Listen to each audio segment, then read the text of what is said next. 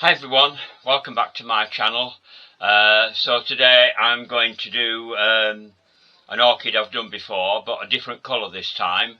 It's the Miltonia orchid, and I've actually got one in flower at the moment, so I can show you the real flower. So I'm just going to bring you down.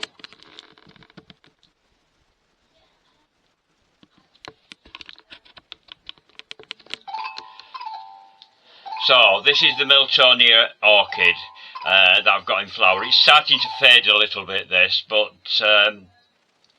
I have got a picture on my phone, so whether this is there we are, that's a picture on my phone, so that was taken a little bit early before it started fading. So we'll just get that out of the way, put that somewhere safe. That'll do. Right, now then, I haven't got the cutters for doing the Miltonia orchid, not as near to the real thing. So what I've done is I've adapted cutters like I did last time that I did it, and I'm using a ginkgo leaf cutter. Now, for anybody that's not seen my videos before, or anybody that's not watched videos recently, I have now started doing templates on the website. I've set up a new website, so for a lot of the flowers that I'm doing now, I will be doing templates and uploading them onto that site. So I've already done the templates, I've already uploaded these onto my website. You'll find the website address down in the comments below. It's Soloist AI /Terrific Cake Design, if I can remember rightly, but I've written it down at the bottom so you can copy and paste the link into your browser to get you there. You'll see pictures of some of the flowers that I've already done. I've just put one or two on there. I've just put a small selection, and also some of my cakes that I've done in the past. So we'll get on to making the orchids now. So I've got two colours of paste. I've got my white paste, and I've also got some yellow paste that I've coloured with egg yolk colour. Depends on which make you're using, but this is called egg yellow, is this one. So I'm just going to do one of each petal, the same as I've done before. I'm just going to tidy my foam up there, ready to put these on. Get a bit of white fat onto my board here. Now I've got some colour on here, so I'm just going to put some white fat on that, and then get some kitchen roll and take that off. There we are.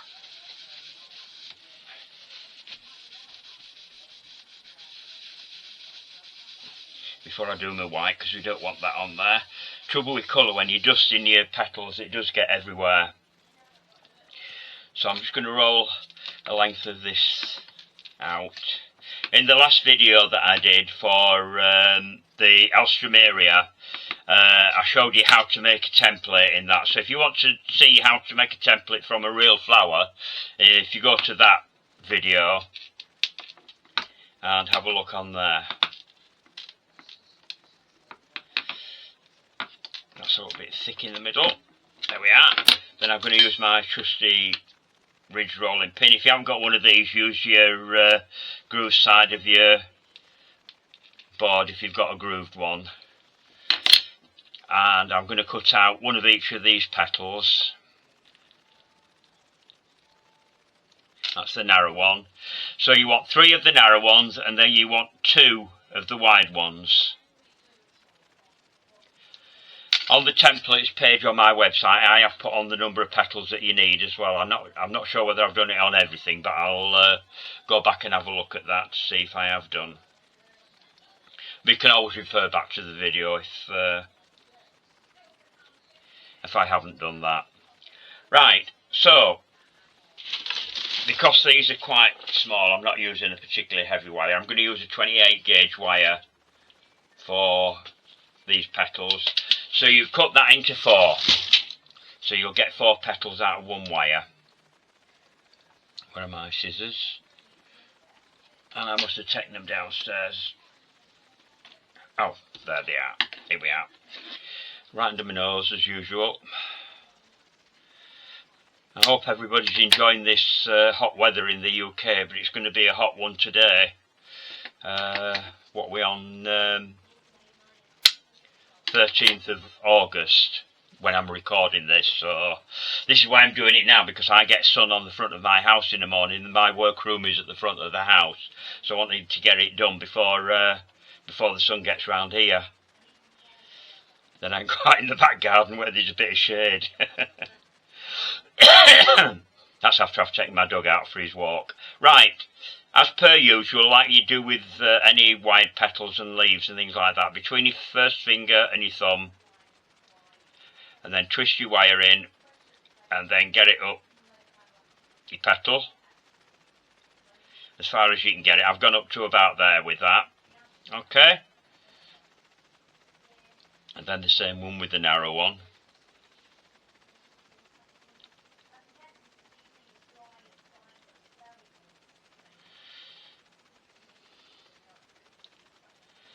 Oops. There we are with that. And then I want my pad. I'm going to put these onto a white pad to thin these so you can see what I'm doing. And then, like I said before, with this paste, because you can't drag it like you would do with normal flour paste, roll the edges like you would if you were using cold porcelain to thin your edges. Just make sure that you're going up to the top the same way on both sides. Just stops your petal from going out of shape, does that. So it may go a bit one way, but you bring it back the other way. So that's those done. Now I am going to use a veiner for this, which is this one. I can't even remember what this is from. But if you haven't got this veiner, then some dried corn husk will do the job. Or if you've got the amaryllis petal veiner, you can use that as well. That's another one you can use. This is quite heavy veining in this. Although the flowers themselves don't have particularly heavy veining and they do look quite flat. But I find that if you don't put any veining or any detail into petals, or you don't manipulate them so that they're not flat as they are in nature, they don't look real. So sometimes you just have to play around with it and adapt your petals to make it look more lifelike, even though it's not like that in nature, if that makes sense. If you ever think about that, you'll get it.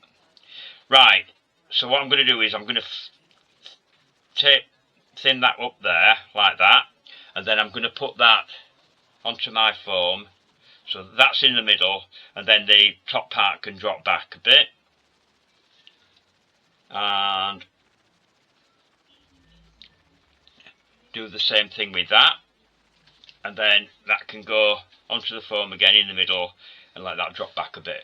You can. The advantage we're using this flexible paste, if anybody's watching that's not using this flexible paste, go to my flexi paste recipe and make some, because it is so much better than ordinary flour paste, because it stays flexible and it doesn't break easily. If you drop it, it's not going to damage it. And then when you've dried it, like these here, sorry, not those,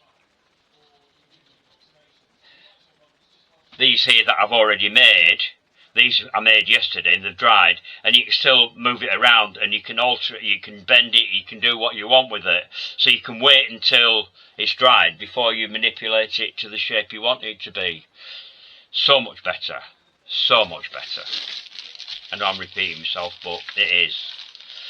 It's just a shame that the manufacturers in the UK haven't cottoned onto this yet. So if you're watching, any of you, get your finger out. But I've given everybody the recipe anyway, so they probably won't buy it from you. Anybody's got any sense will make their own, because it's a lot cheaper, because manufacturers, no disrespect to them, tend to be quite expensive. Right, so I'm just going to get a small amount of this white paste, because I'm only going to do one throat. So we're going to do two things with this. We're going to make the column, which is this part. Hang on, if I turn it around that way, you probably can't see that on camera, but I have got my yellow pad for this, so I'll get that ready.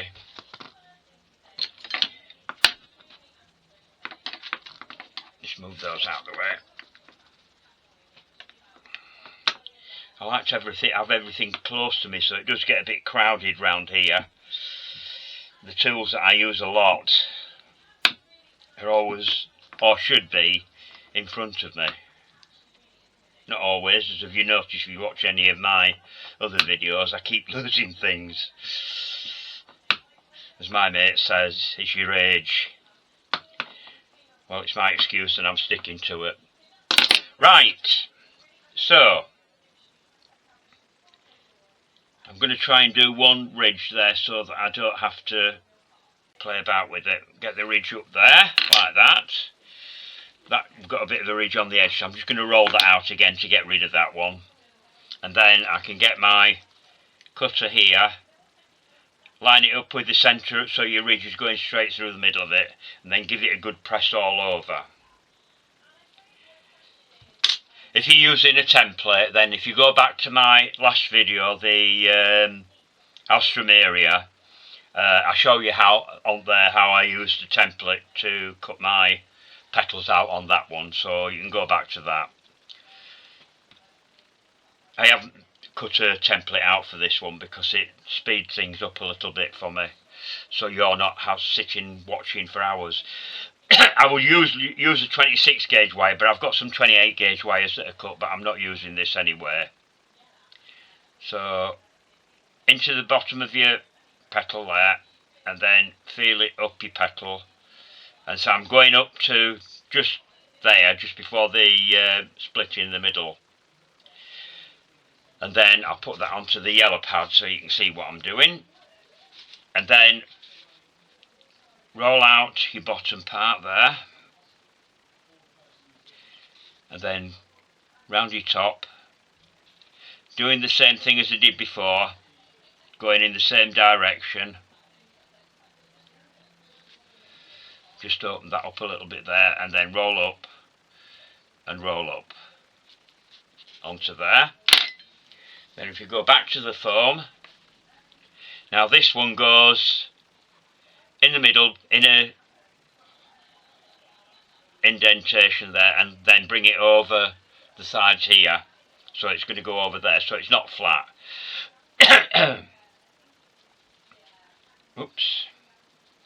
Let's get those out of the way. Then the next thing we need to make is the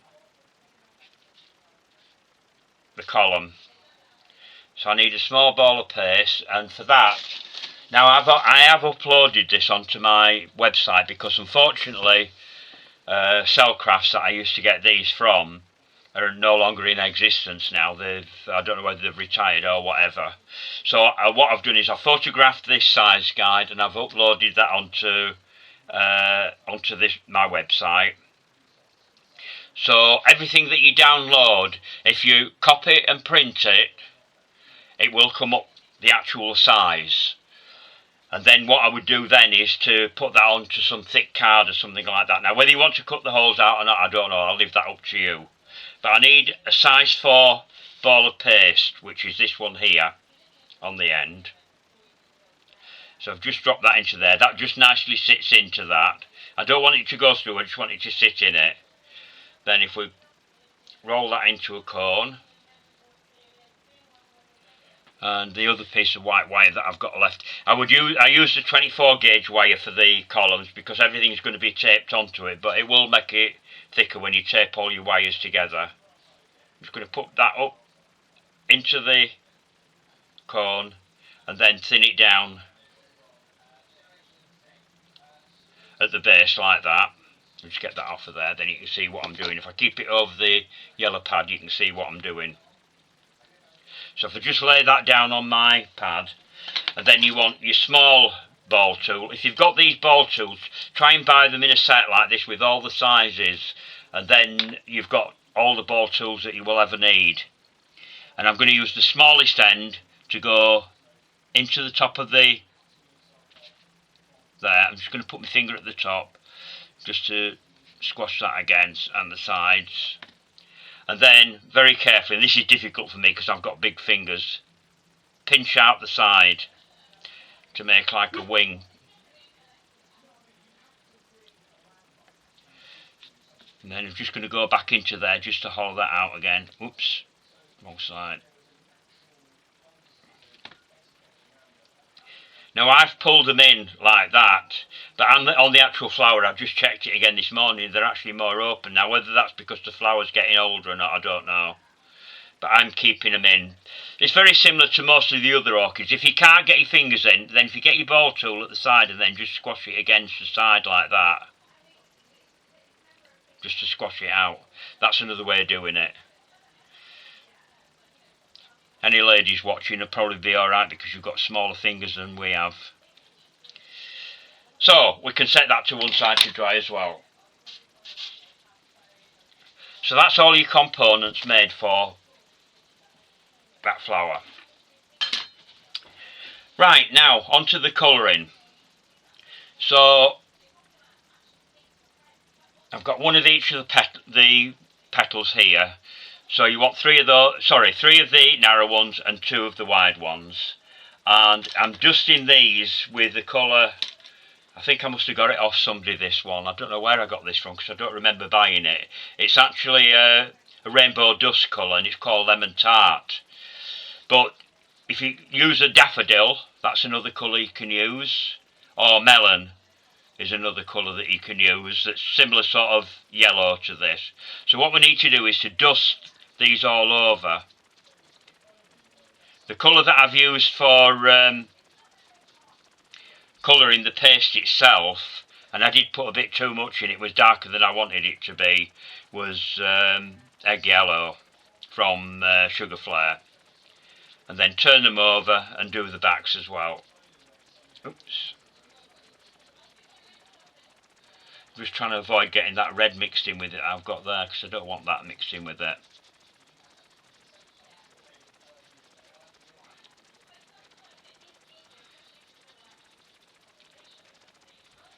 Right, that's those 2 done. So what we can do now, I've left these quite flat, so just bring it back up, shape it back up and bend it back like that.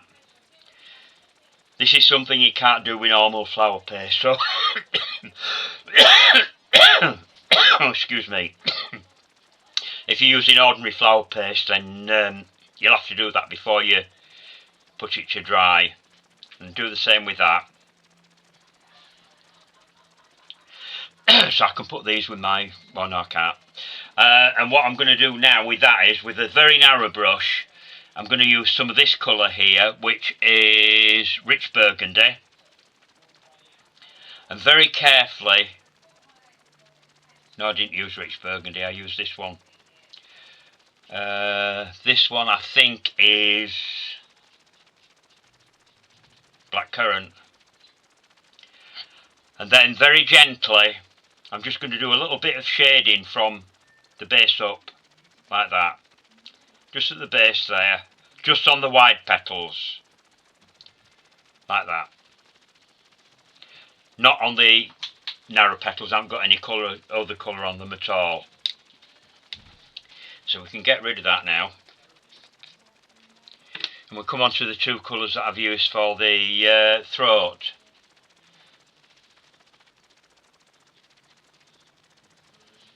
And the column. So I'm going to do the column first because I've got my brushes here. And what I'm going to do is I'm going to use the blackcurrant here. And at the front here where your hollow is, I'm just going to catch very gently right in the centre there at the top. And just catch the top like that, so you just got a little bit of colour just at the top. And then with your yellow, dust the bottom of the column like that, and you can go up into the, slightly up into there with it, like that. So we can put that to one side, And then get rid of the yellow brush. Finish with that. And I'm going to use the blackcurrant here. Well, we've done with petals there. I'm going to do this, get it on there, and bring your colour up from the centre, and then bring it out. Very gently. You don't want a heavy concentration of colour on this one. It's not like the other one that I did, which was a deeper colour. It's more white with a burgundy sort of centre. And just bring it out like that.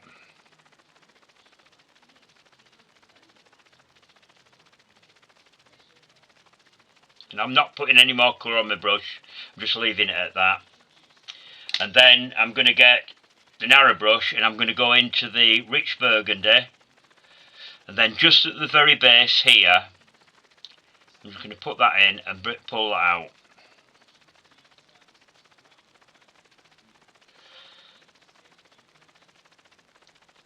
Just fade it out, blow the excess dust off, so you've just got that little bit deeper colour at the base.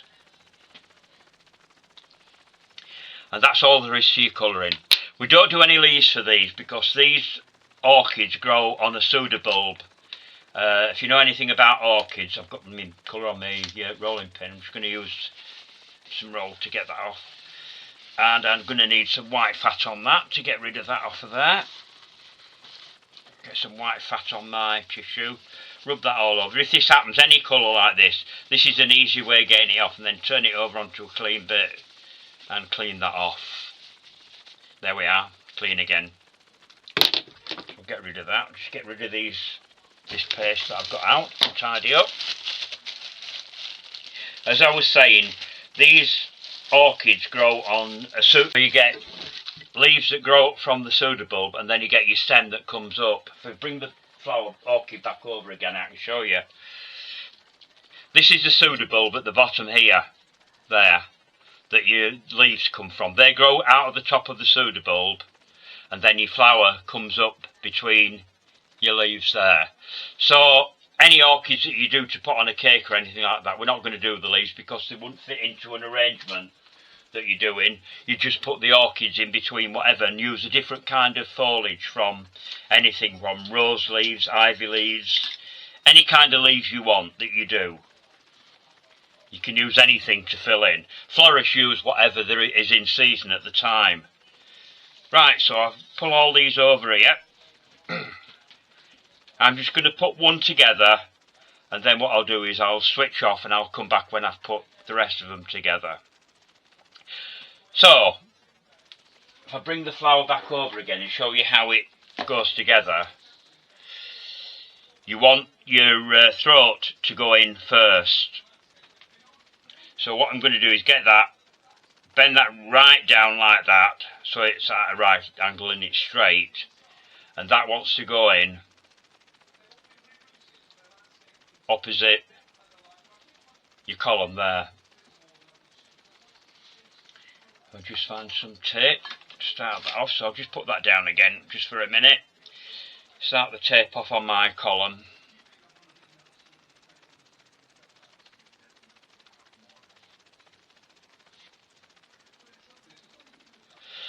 And push that up, and then get your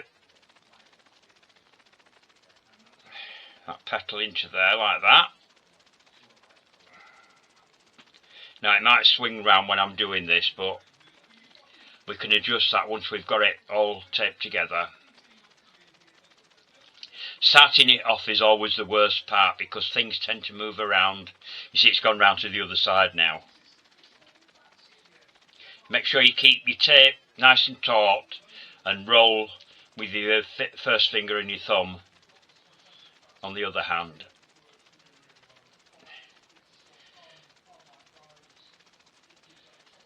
And I'm going to have to go back up again because I've just noticed that for some reason it hasn't coated the wire.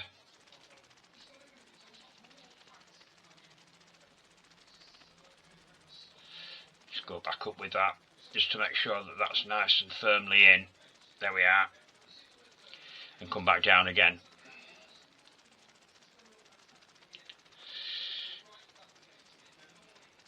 Make sure that's nice and tight in. Should go together a bit better now.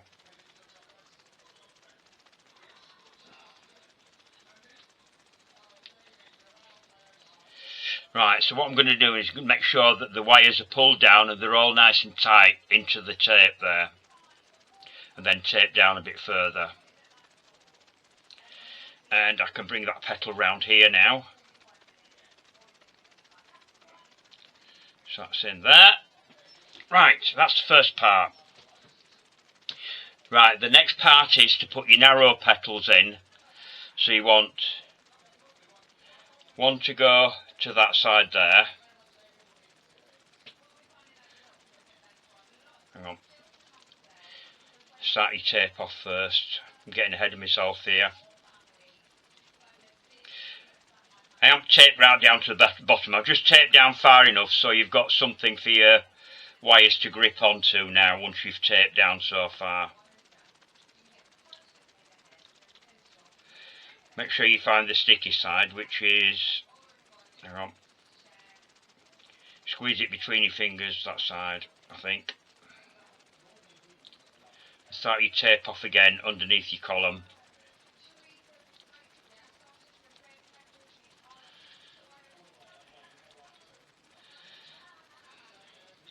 It's getting very warm in here. I'm getting sweaty already. My fingers are getting sweaty.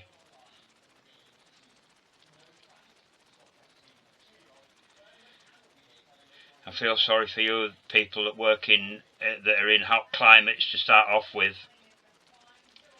I hope you're all safe, because we know that there's been a lot of wildfires lately in certain different countries. Right, now then. So I've bent the wire down on that one, so that can go in here. Slightly underneath your that petal there. Come on.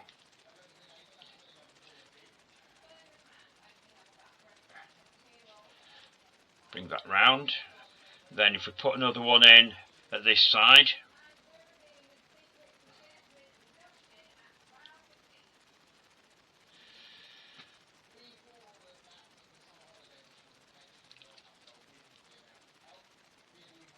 Doesn't matter if they move around. We can adjust them once you've got them in. Like that. Then your third narrow one is going to go in between those two here.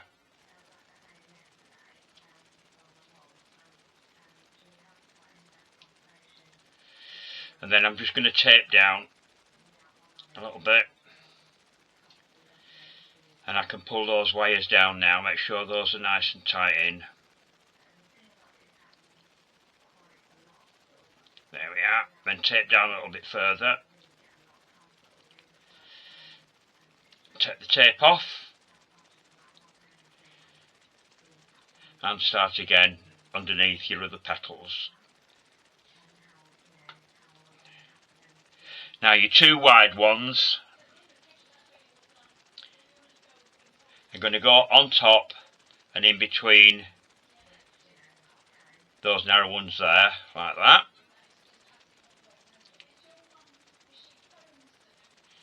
That's one. And then put another one on the other side.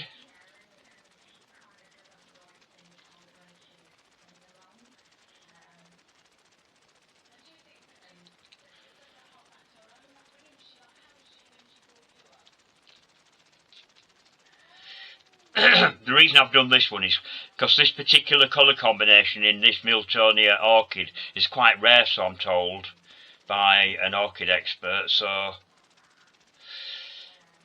I'm quite lucky to have had this. I did have 3 of them and I've lost 2 of them, and I've still got one that's the only one that's flowered this year.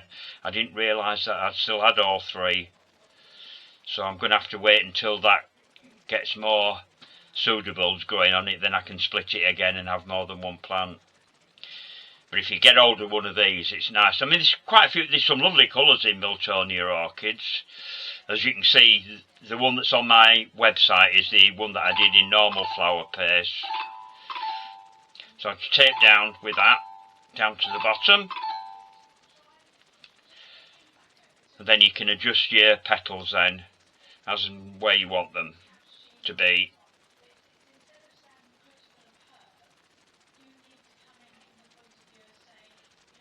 Like that.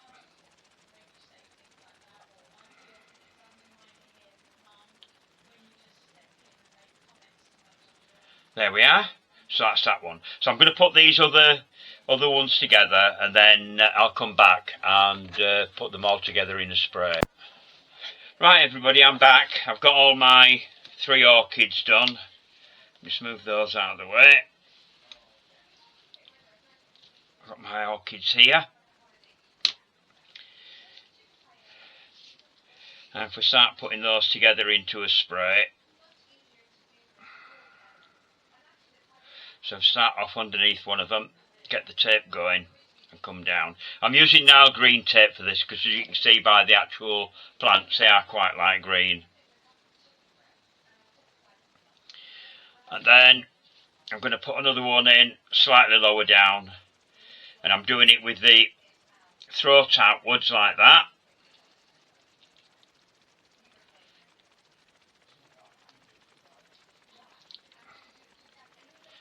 It's always the hardest getting your first ones going. Whoops.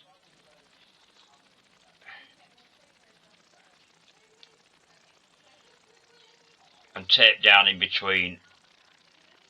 It just secures everything so that they're not going to move around when you get some more in. Move that out that way.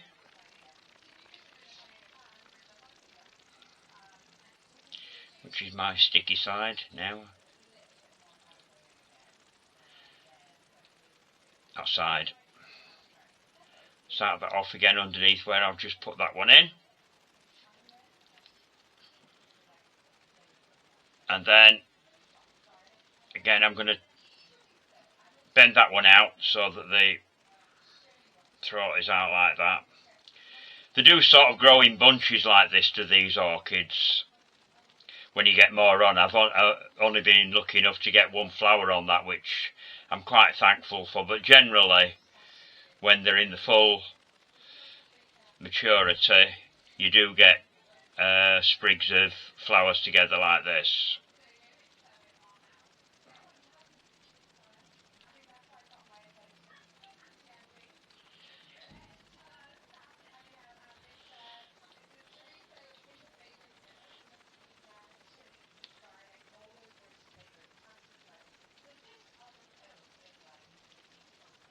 Take it right down to the bottom.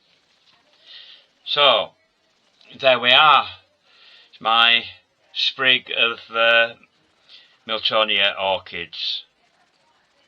I hope you've enjoyed the video anyway, and don't forget to subscribe to the channel if you're not a subscriber already. It's free to subscribe, so you get notified when I upload new videos. And don't forget, if you've got any comments or any questions about anything, leave them in the comments section below, and I'll get back to you as soon as I can. And if you've got any ideas of anything you'd like to see as well, also leave those in the comments. And my website address will be in the description section below the video. So if you want to go down there and have a look, and go and have a look at my website. And if you haven't got the cutters, you can download the templates. So you just click on at the top of the page, it says templates, so go on to that. So that's it for today, so take care, stay safe, see you soon.